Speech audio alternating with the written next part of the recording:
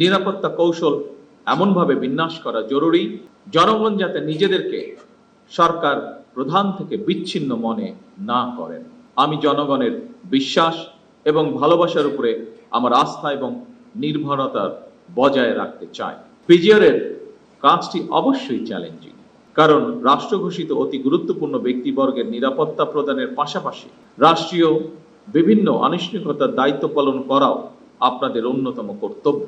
এই দায়িত্ব পালন করতে গিয়ে আপনাদেরকে নানা রকমের পরিস্থিতির সম্মুখীন হতে হয়।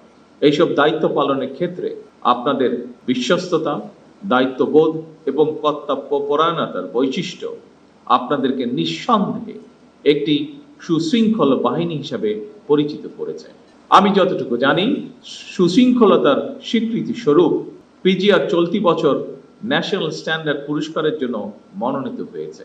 একটি বাহিনী হিসাবে এটি অবশ্যই আপনাদের জন্য অত্যন্ত গৌরবের।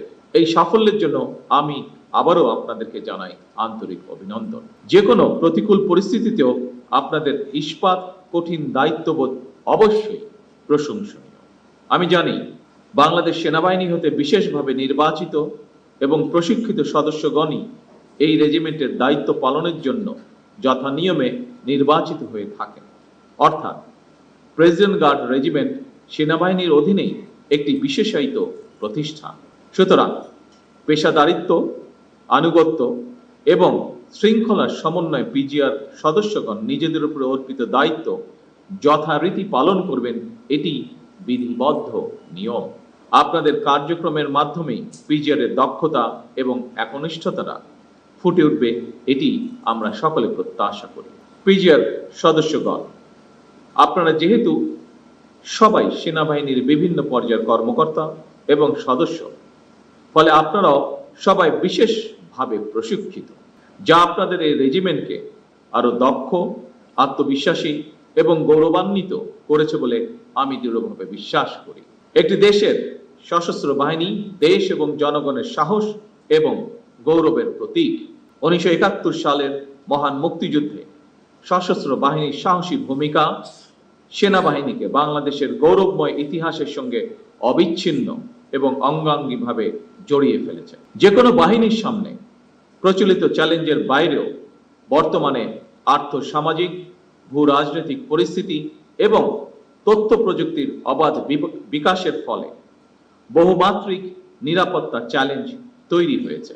সাইবার যুদ্ধ, ইলেকট্রনিক ওয়ারফেয়ার, ড্রোন যুদ্ধ কিংবা তথ্য যুদ্ধ, এইসব নতুন নতুন ক্ষেত্রগুলো কোনোভাবেই উপেক্ষা করার সুযোগ নেই। এইসব বহুমাত্রিক চ্যালেঞ্জ মোকাবেলায় শুধুমাত্র পিজিআরই নয়, প্রতিটি বাহিনীকেই আধুনিক এবং সময়োপযোগী প্রশিক্ষণের মাধ্যমে নিজেদেরকে সার্বক্ষণিক প্রস্তুত রাখা অত্যন্ত জরুরি। একটি বিশেষায়িত বাহিনী হিসাবে সাহস, দক্ষতা, কৌশল এবং সার্বধানিক প্রযুক্তিতে পিজিআর এর পিছিয়ে থাকার কোনোই সুযোগ নেই। আমি এর আগে কিছুদিন আগে এসএসএফ এর প্রতিষ্ঠা বার্ষিকীর অনুষ্ঠানে আমার একটি উপলব্ধির কথা শেয়ার করেছিলাম। যেহেতু আপনারাও রাষ্ট্র এবং সরকার প্রধানের নিরাপত্তায় নিয়োজিত, সেহেতু আপনাদের জন্য কথাটি প্রযোজ্য বলে আমি মনে করি এবং আজকেও আমি একই কথাটি আপনাদের সাথেও শেয়ার করতে চাইছি। এটি গণতান্ত্রিক সরকারের প্রধান হিসাবে রাজধানী ঢাকা এবং ঢাকার বাইরে দেশের প্রত্যন্ত অঞ্চলে প্রায়শই জনসভা এবং বিভিন্ন রাষ্ট্রীয় কর্মসূচিতে আমাকে অংশগ্রহণ করতে হয়। ফলে সেই সকল অনুষ্ঠানে আপনাদেরকেও দায়িত্ব পালন করতে হয়। তবে এই ধরনের অনুষ্ঠানে ব্যাপক জনসমাগমের মধ্যে নিরাপত্তা নিশ্চিত করা অবশ্যই কিছুটা জটিলতাপূর্ণ। এসব কর্মসূচি পালনের সময় একদিকে সরকার প্রধানের নিরাপত্তা ব্যবস্থা বজায় রাখা, অপরদিকে নাগরিক জীবনের স্বাচ্ছন্দ্য নিশ্চিত রাখা, এই দুইটির মধ্যে ভারসাম্য রক্ষা করেই আপনাদেরকে নিরাপত্তা কৌশল প্রণয়ন করতে হয়। তবে আপনাদের প্রতি আমার আহ্বান, নিরাপত্তা কৌশল এমনভাবে বিন্যাস করা জরুরি, জনগণ যাতে নিজেদেরকে সরকার প্রধান থেকে বিচ্ছিন্ন মনে না করেন। একটি গণতান্ত্রিক সরকারের প্রধান হিসাবে আমি জনগণের বিশ্বাস এবং ভালোবাসার উপরে আমার আস্থা এবং নির্ভরতা বজায় রাখতে চাই। সুতরাং নিরাপত্তা কৌশল যাতে সরকার প্রধান থেকে জনগণ থেকে দূরে ঠেলে না দেয়, সেদিকে বিশেষভাবে লক্ষ্য রাখার জন্য আমি আপনাদের প্রতি বিশেষভাবে আহ্বান জানাই।